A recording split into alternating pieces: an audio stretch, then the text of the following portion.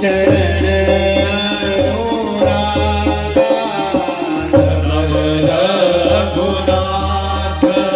चरण अनुरागा सखा परम परमारथ देहु सखा परम परमारथ देहु मन क्रम भजन राम पद नेहु मन क्रम भजन राम पद नेहु श्री राम जय राम जय जय राम श्री राम जय राम जय जय राम श्री राम जय राम जय जय राम श्री राम जय राम जय जय राम श्री राम जय राम जय जय राम श्री राम जय राम जय जय राम श्री राम जय राम जय जय राम श्री राम जय राम जय जय राम श्री राम जय राम जय जय राम श्री राम जय राम जय जय राम बोल राग सरकार की मैं क्या कह रहा हूं बोलो हाँ कि निर्मल मन जन सो मोहि पावा कि भैया मुझे तो वही प्राप्त कर सकता है जिसका मन निर्मल हो साफ अर्थात विवेक रूपी बुद्धि अर्थात निर्मल बुद्धि निर्मल मन और निर्मल हृदय में ही परमात्मा विराजते हैं। मानते हो माताएं ज्यादा मानती हो क्योंकि घर के साफ सफाई का जिम्मा भी तो इनका ही है। जैसे हम घर में गंदगी नहीं ना रखते, थोड़ी सी भी माता बहनों को इधर उधर कोई गंदगी पड़ी नजर आएगी फट से झाड़ू लगाएगी। और अगर कोई गंदगी फैला रहे चाहे वो पति देवी क्यों ना, तो जिस घर में हम गंदगी नहीं रहने देते तो सोचो यदि हमारा हृदय गंदा है, हमारा मन निर्मल नहीं है, उस गंदे और अभद्र हृदय में परमात्मा कैसे विराजमान होंगे। तो इसलिए भगवान कहते हैं कि निर्मल मन जन सो मोहि पावा, मुझे तो वही प्राप्त कर सकता है जिसका हृदय निर्मल है, जिसका मन साफ है। और जिसका हृदय साफ होता है भैया भगवान को उसका साथ देता ही है ना जी। इसीलिए जब विवेक पैदा हो गया, विवेक पैदा होकर बुद्धि निर्मल हुई, निर्मल बुद्धि के साथ ही भगवान कहते हैं कि भैया तब व्यक्ति मन से और अपने वचन से और अपने कर्म से तीनों रूपों से अपने आप को परमात्मा के चरणों में समर्पित कर दिया करता है। बोलो गोविंद भगवान की। और जिन भगवान का हम गुणगान करेंगे ना जी नवरात्रों में, उनके गुणों का गान कौन कर सकता है? कोई नहीं कर सकता। वेद भी जिनके गुणों को अंत में नेति नेति कह करके न इति इतना ही नहीं इससे भी ज्यादा नेति नेति कहकर वेद भगवान भी जिन्होंने नेति कह दिया क्या केवल इतना ही नहीं इससे भी और अधिक है। तो उनके गुणों का हमारे जैसे इस संसार में लिप्त व्यक्ति, पाप कर्मों में लिप्त व्यक्ति, संसार के कर्मों में लिप्त व्यक्ति, मेरे जैसा व्यक्ति वो भगवान के गुणों का दान क्या कर सकता है? वो तो भगवान की ही कृपा है, वो इस माँ की कृपा है जो मुझे पुनः स्थान पर आने का एक अवसर मिला। क्योंकि भगवान कहते हैं, कोई कवि ने बड़ा प्यारा कहा, किसी ने कहा कि असीत गिरि समम स्यात् कज्जलम सिंधु पात्रे सुरतर वर्षाखा लेखनी पत्र मूर्वी लिखति यदि गृहीत्वा शारदा सर्वकालम तदपि तव गुणानामीशं पारं न याति। कि हे प्रभु, आपके गुणों को कौन लिख सकता है? उस ठाकुर के गुणों का बखान कौन कर सकता है? अर्थात कोई नहीं। यदि इस धरती पर जितने पहाड़ हैं, उन सभी पहाड़ों को काट कर, तोड़ कर, कूट कर, पीस कर उनकी कज्जल बनाया जाए, उनकी स्याही बना दो। स्वर्ग में एक वृक्ष है जिसको कहते हैं सुरतरुवर, उस वृक्ष की लेखनी बना लो। लेखनी बनाकर इस भूमि को कागज बना लो, और उसके ऊपर यदि शारदा माँ सरस्वती भी सर्वकालम, हर समय यदि माँ सरस्वती भी लिखती रहे, तब भी भगवान के गुणों को नहीं लिखा जा सकता, और ना ही उनके गुणों का व्याख्यान किया जा सकता। तो ऐसे ठाकुर के गुणों का वखान करने वाला इस संसार में लिप्त व्यक्ति कौन कैसे कर सकता है? भागवत में लिखा है कि नारायण परावेदा देवा नारायणं गजा नारायण परालोका नारायण परामथा नारायणो परो योगो के नारायणं परं तपः नारायणं परं ज्ञानं नारायण परागति। नारायण से परे कोई वेद नहीं। सुन लो बात को ध्यान से। गोविंद भगवान की नारायण से परे कोई वेद नहीं। नारायण गजा, नारायण से परे कोई देव नहीं। नारायण परालोका, यदि कुछ प्राप्त करना है तो नारायण से परे कोई लोक नहीं। नारायण परामथा, नारायण से बड़ा कोई यज्ञ नहीं। नारायण यज्ञ किया हो रहा है। बोलो गोविंद भगवान की। के नारायण परो योगो, यदि संसार में कोई योग है, कोई कर्म है, तो केवल नारायण है। नारायण से बड़ा, कृष्ण से बड़ा कोई योग भी नहीं। नारायण परम तपा, और उस नारायण से बड़ा कोई तप नहीं। के कलयुग केवल नाम आधार, अर्थात इस कलयुग में नारायण से बड़ा कोई तप नहीं। सुबह शाम उठते बैठते चलते फिरते नारायण नारायण नारायण हो, यही तो तपस्या। और यदि जानना है, जानने योग्य कुछ है, तो दो ही चीजें हैं, एक आत्मा और दूसरा परमात्मा। बोलो गोविंद भगवान की।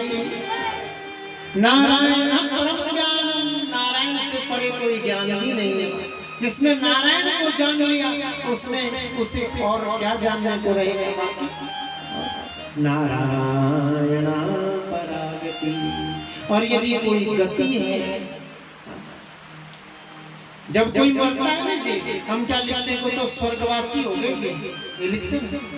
तो हमारी नजरों में स्वर्ग बहुत ऊंची चीज होगी, लेकिन भागवत कहता है, भागवत जी कह रहे हैं कि भैया नारायण परगति, नारायण से परे तो कोई और गति भी नहीं है। अर्थात उत्तम से उत्तम यदि कोई गति है तो वो एक ही गति है, वो है नारायण की गति। बोलो नारायण भगवान की। के गोपाल बालम भुवने कृपाल भगवान से प्रार्थना करो, गोपाल जी से इन 7 दिनों में ये प्रार्थना करना। क्या? गोपाल बालम भुवने कृपालम संसार माया मति मोह जालम के यशो विशालम शिशुपाल कालम बालम मुकुंदम मनसा स्मरामि। के हे बाल मुकुंद भगवान, हे गोपाल बाल, हे बाल कृष्ण भगवान, इस संसार के ऊपर कृपा करने वाले ठाकुर, संसार माया मति मोह जाला, ये संसार की जो माया है, ये माया रूपी जाल जो हमारे ऊपर पड़ा है प्रभु, इस माया रूपी जाल से हम बाहर नहीं निकल पा रहे।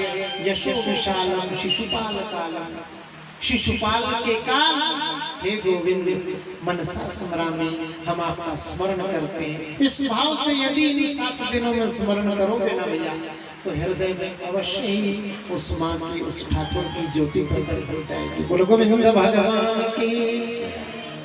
और भागवत तो यहाँ तक कहते हैं कि भैया जन्मांतरे जो भवेत पुण्यम तथा भागवतम लवे, जन्म जन्मांतरों के पुण्य से ही भागवत।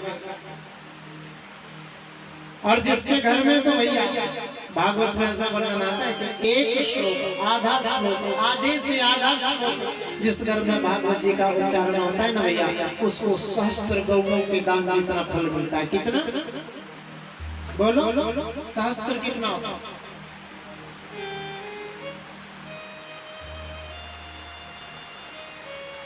कोई नहीं बोलेगा। 1000 गौओं के दान जितना फल उसको प्राप्त। अब कैसे? बीच में एक समय आया, बहुत संकट का समय, उस समय में आपके फेसबुक, यूट्यूब, इंस्टाग्राम, इन सब के ऊपर एक रील वायरल है वक्ताओं की।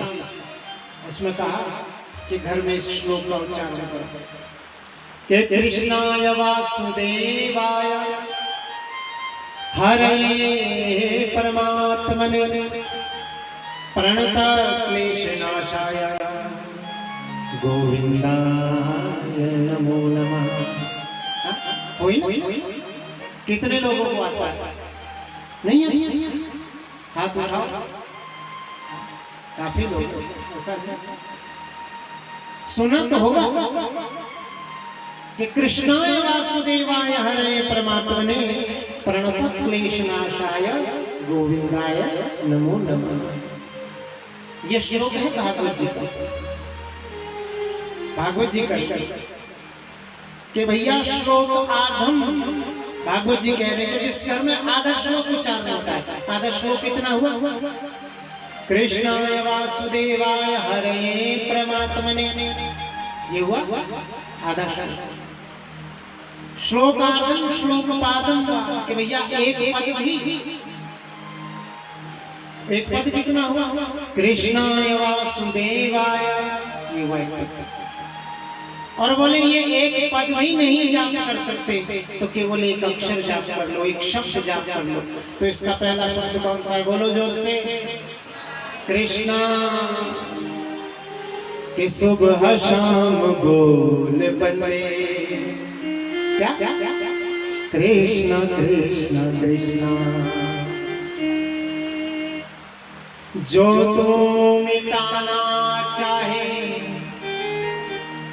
जीवन की तृष्णा, कि जो तू मिटाना चाहे जीवन की तृष्णा, सुबह शाम बोल बंदे कृष्ण कृष्ण कृष्णा, सुबह शाम बोल बंदे कृष्ण कृष्ण कृष्णा, जो तू मिटाना चाहे जीवन की तृष्णा, जो तू मिटाना चाहे जीवन की तृष्णा, सुबह शाम बोल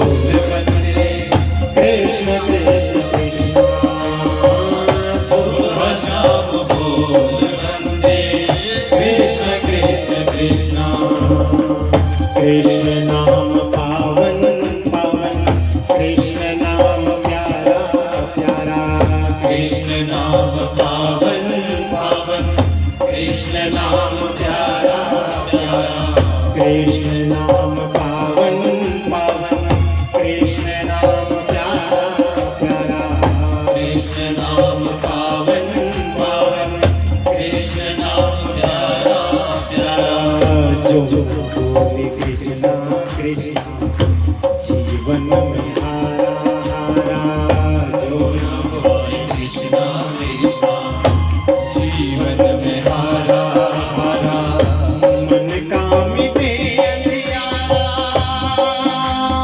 हो,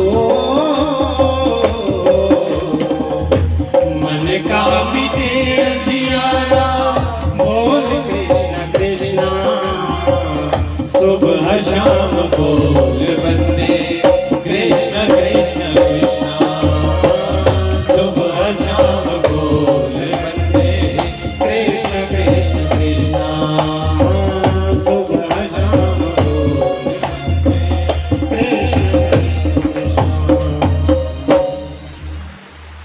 तो इतना पावन नाम कृष्ण भागवत जी में स्वयं कह रहे हैं कि भैया श्लोकार्धम श्लोकपादम नित्यम भागवतोद्भवम, जिसके घर में आधा आधे से भी आधा एक पद एक अक्षर भी प्रत्यक्षरम भवे तस्य कपिलादानजं फलम, एक अक्षर भी जिसके घर में भागवत का उच्चारण हो जाता है भैया तो उसका गौ सहस्त्र जितना फल उसको प्राप्त होता है।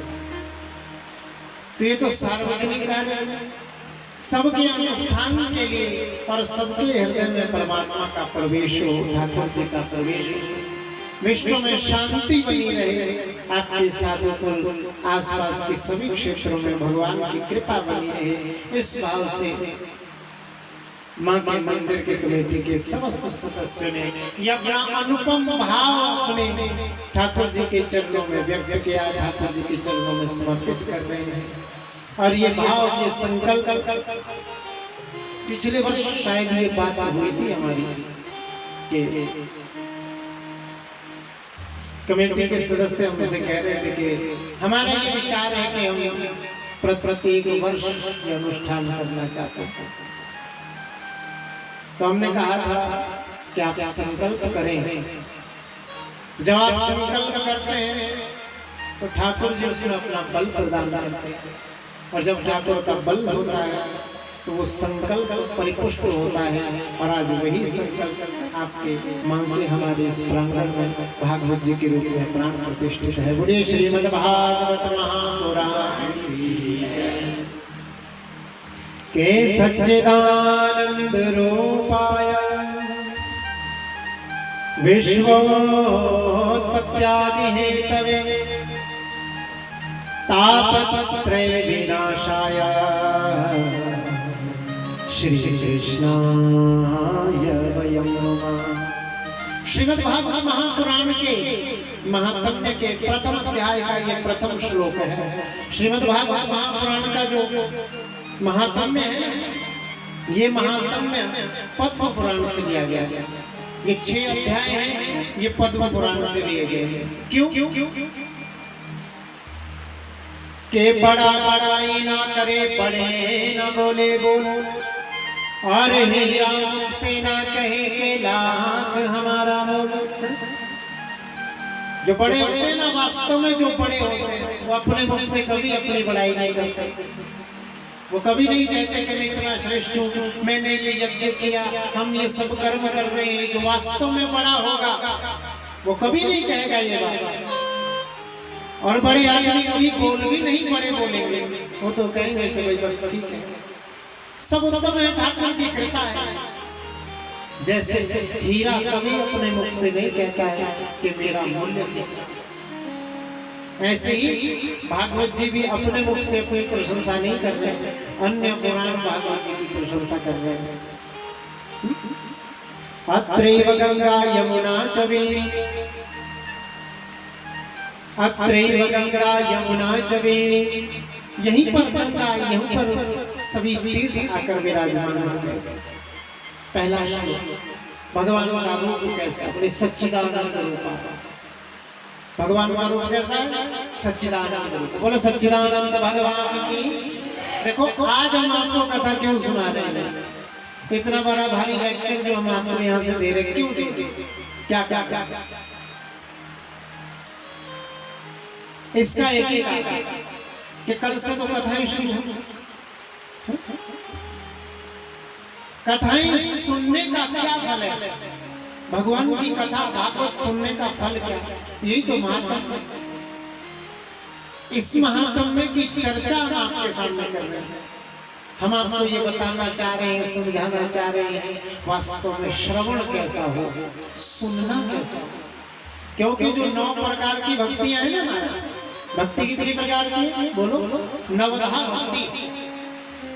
तो 9 प्रकार की जो भक्ति है कि श्रवणम कीर्तनम विष्णुम स्मरणम पाद सेवनम अर्चनम वंदनम दास्यम सख्यम आत्मनिवेदनम, ये 9 प्रकार की भक्ति। उसमें जो पहली भक्ति है वो कौन सी है बोलो? मैं श्लोक बोलता हूँ, बेशक आप लोगों को संस्कृत नहीं है, लेकिन जन्म जन्मांतरों के संयोग इतने हैं कि किसी जन्म में हम सब संस्कृत ही बोलते थे। तो इसीलिए जो संस्कृत के मंत्र है ना दादाजी, ये बड़े अच्छे लगते हैं सुनने में। जब कोई संस्कृत बोलता है तो उसके प्रति हमारी श्रद्धा हो जाती है ना।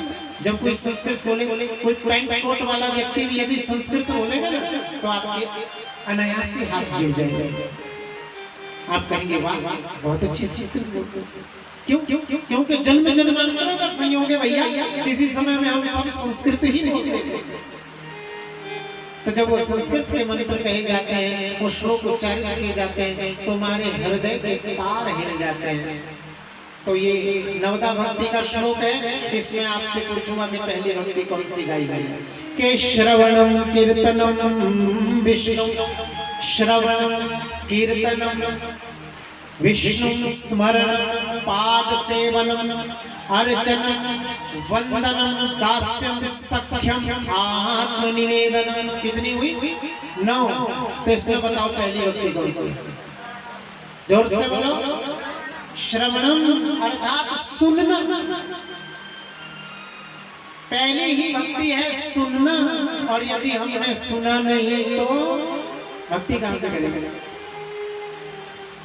एक बहरे आदमी को भगवान के रूप का वर्णन कैसे करोगे? एक अंधे आदमी को कैसे बताओगे? जन्म जन्मांतरों की जो अंधापन है, जन्म जन्मांतरों का जो बहरापन है, उस अंधेपन और बहरेपन को खोलने के लिए तो कथा होती है ना जी। तो पहला ही भक्ति है, पहला ही वचन है श्रवण। हमारा श्रवण सही हो, हम परिपुष्टता से, आनंद से, श्रद्धा से, भक्ति से सुने, तभी कल्याण हो सकता। इसीलिए भगवान का रूप कैसा है कि सच्चिदानंद रूपाय। भगवान का रूप है सत्य, चित और आनंद स्वरूप। सत्य अर्थात जो पहले भी था, आज भी है और आगे भी जो रहेगा वही सत्य। संसार का सत्य नाशवान है, परमात्मा का सत्य अनश्वर है। चित्त स्वरूप है जो प्रकाश स्वरूप है, जिसे किसी से प्रकाश की आवश्यकता नहीं पड़ती, अपने ही प्रकाश से प्रकाशित होता है, वो परमात्मा। आनंद स्वरूप जो आनंद सिंधु सुख राशि सीकर से त्रैलोक सुपासी। भगवान तो आनंद के समुद्र हैं। गोस्वामी तुलसी बाबा कह रहे हैं कि भगवान ने एक बार क्या किया कि आनंद के समुद्र में सीकर समझो, एक झाड़ू होता है सीख वाला, होता है ना, सीख वाला झाड़ू होता है, उससे एक सीख निकाला, एक तिनका निकाला, और भगवान ने उस सीख को आनंद के समुद्र में डुबोया और डुबोकर ऐसे ऊपर निकाला। तो उस सीख के आगे एक बूंद आ गई, जो बाकी बूंदे थे वो गिर गई, अंत में एक बूंद रह गई लटकी हुई। भगवान ने उसे संसार की ओर ऐसे फेंका और उस बिंदु से, आनंद के समुद्र से, एक बूंद से संसार का ये पूरा संसार आनंद में उछलता है, आनंद में घूमता है। जमीन जमीन नहीं चलता है, जमीन से थोड़ा ऊपर ही चलता है। सोचो जो आनंद का समुद्र होगा उसमें कितना आनंद होगा। भगवान के आनंद के समुद्र की एक बूंद से हम हमारा धरती धरती नहीं चलते, ऊपर ऊपर चलते। तो लेकिन सोचो जिस जो आनंद का स्वयं समुद्र है वो कितना आनंदपूर्ण होगा, वो कितना आनंददायक होगा। तो ये भगवान के तीन रूप हैं, सत्य रूप, चित्त रूप और आनंद रूप। और करते क्या है? बोले विश्वोत्पत्त्यादि, विश्व का उत्पन्न करते हैं, उसका पालन करते हैं, उसका श्रृंगार करते हैं। जैसे एक मकड़ी अपने मुंह से जाला निकालती है, जाला बनती है और फिर उसी जाले को अपने अंदर समेट लेती है। तीनों तापों का विनाश करते हैं। तीन प्रकार के ताप है, दैहिक, दैविक और भौतिक। एक देह का ताप, शरीर में कोई रोग हो जाना, कष्ट हो जाना। एक दैविक ताप जो देवताओं द्वारा, भगवान के देवताओं के द्वारा हमें दिए जाते हैं, अतिवृष्टि, अनावृष्टि, दुर्भिक्ष, मरण, भयम, ये देवताओं द्वारा दिए जाते हैं। भौतिक ताप जो संसार के लोगों के द्वारा हमें दिए जाते हैं, जीव जंतुओं के द्वारा दिए जाते हैं। बोले इन तीनों प्रकारों के ताप का नाश करने का सामर्थ्य यदि किसी में तो परमात्मा है। ऐसे श्री कृष्णाय नमः, हम भगवान श्री कृष्ण को प्रणाम करते हैं। बोले गोविंद भगवान की। और यही बात वास्तविक है भैया, हाँ, कि कोई तन दुखी, कोई मन दुखी, कोई धन बिन रहे तो उदास, और थोड़े थोड़े सब दुखी, और सुखी कौन? बोले सुखी राम के दास। कि कोई तन से दुखी होता है, कोई मन से दुखी होता है। हमारा कैसा स्वभाव है? देखो बात को समझो, जयकारा लगाओ जोर से, बोलो गोविंद भगवान की। हमारा, हम लोगों का स्वभाव कैसा होता है? कोई तन, शरीर में कष्ट है, आप सोचते होंगे कि सामने वाला तो बड़ा सुखी है, बहुत सुखी होगा, फिर हम उसके पास बैठे, फिर हम कहते हैं अपना दर्द उसको बताते हैं, पिछले 1 महीने से टांगों में बहुत दर्द है, घुटने में बहुत दर्द है। तो सामने वाला क्या कहेगा? माताओं बहनों की भी तो आदत होती है, भाइयों की भी आदत होती है, माँ तो सबकी आदत होती है, कहते हैं हाँ बहुत दुख है।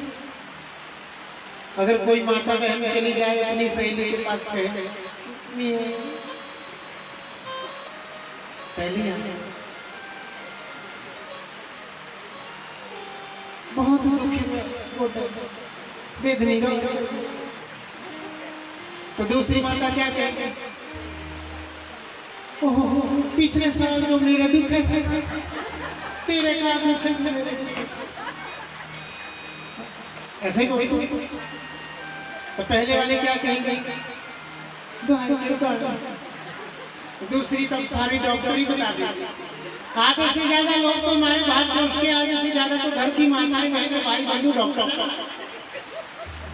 वो काली मिर्च कूट लेना, उसमें शहद मिला लेना, थोड़ा सा वो जंगल की बूटी है उसको कूट लेना, लेप लगाना, ठीक हो जाएगा।